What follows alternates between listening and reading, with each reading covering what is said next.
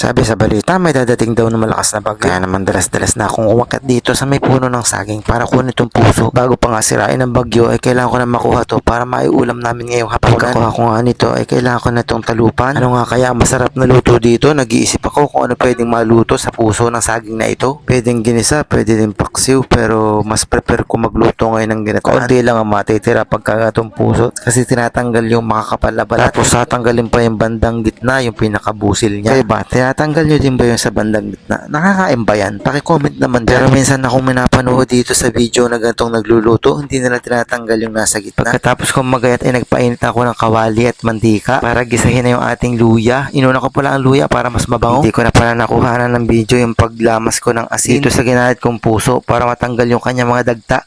Kasi yan ang nagbibigay pait sa puso. Hindi ko masyadong tutustahin ng pagkakapirito ng luya kasi sinunod ko na dito ang ginahit kong bawang. Pagkatapos kong mailagay dyan ang bawang ay hinalo-halo ko lang ng konti at hindi ko din yan tutustahin. Wala lang, trip ko lang na hindi tosta. Maalam pa kayo sa nagluluto. At syempre, kung may bawang at luya, hindi mawawala syempre ang sibuyas. Dahil ang sibuyas ang nagbibigay L sa ating lahat. Ano naman ang L? Nagbibigay lasa. O anong iniisip nyo? Kung nakarating ka sa video ito, i-comment. Wala lang, pampahaba ng voice over. Alam nyo ba na napakahirap mag-voice over na mag-isip ng paano sasabihin sa mga followers natin yung mga sunod-sunod na ginagawa natin. Mabablang dahil mostly sa gumagawa ng ganitong voice over, ay on the spot ang ginagawa kagaya ko. Nailagay na nga dito yung ginahit kong kamatis at ginasa ko lang ng konti dyan. Tapos inilagay ko na din yung ginayat kong puso ng saging yan. 3 piraso ng puso ng saging yan. Pero pag nalamas mo ay kaunti lang kalalabasan. Pagkatapos kang mahalo-halo ng konti, nilagyan ko ng konting asin. Dahil maya-maya ay ilalagay pa tayong ibang pampalasa buko dyan. Baka naman sobrang alat. Nung maluto-luto nga yung ating puso, inilagay ko na din dito ang ginayat nating papaya. Ilagyan ko nga pala ng papaya para mas marami ang ating gulay ngayon. Pagkatapos nating ilagay, kailangan nating ilagay sa ilalim yan para mas maluto dahil siya. Medyo may katigasan nga yung ating mga papayang yan. Mga 30 beses nating hahaluin yan. Maya-maya ilalagay na natin ang ating pinakagata. At ito nga ang ating gata. Nilagyan ko lang ng konting tubig dahil hindi ako nakapagkayod ng niyog. Ay kukumama na lang ating gagamitin. Pagka ganito nagmamadali ay kukumama na lang ginagamit ko pagkagata. Yun nga lang ay isa na ang natirang stock namin dito. 1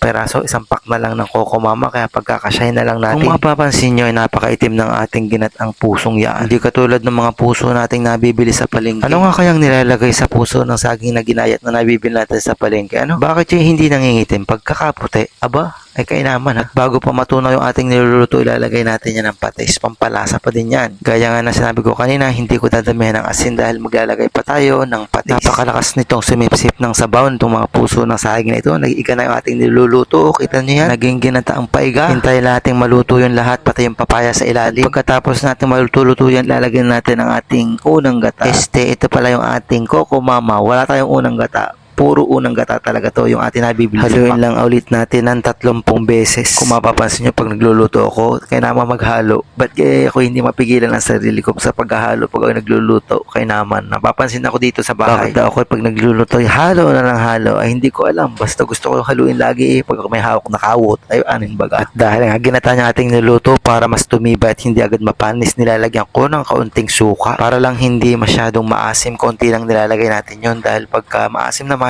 nako, hindi masarap ang ginataan para sa akin. Kumbaga nilalagay lang natin yan para maging preservative para hindi agad masira yung ating mga ginataan.